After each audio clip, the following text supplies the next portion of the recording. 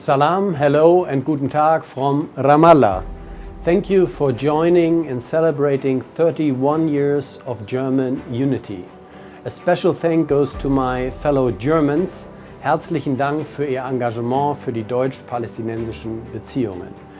Our gratitude, of course, goes to all international partners that make German unity possible.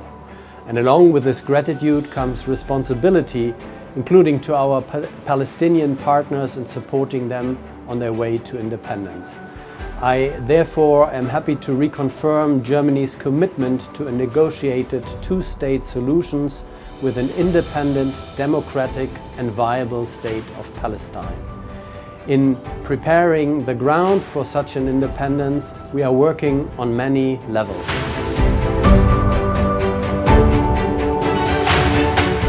In order to create the conditions for independence and self-governance of Palestinians, Germany is committed to contribute through its bilateral program. Here in Gaza, for instance, we have created a state-of-the-art wastewater treatment plant that helps citizens 1 million to clean water. We are committed through UNRWA to improve the basic health and educational services. And beyond that, we are in a permanent dialogue with political analysts, human rights defenders and civil society activists.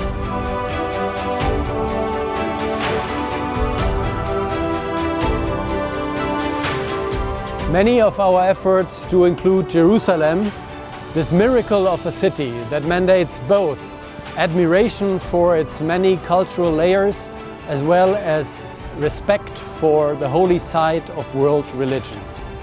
In cooperating with civil society, we strive to promote essential values. Tolerance as the basis for mutual respect and dialogue as means to overcome divisions. Tolerance and dialogue have been essential for paving the ground of German unity. We very much hope they may also pave the ground for a viable Palestinian state and peaceful coexistence with its neighbors. Thank you very much for joining celebrating German unity today. Herzlichen Dank, Shukran wa Forza Saida.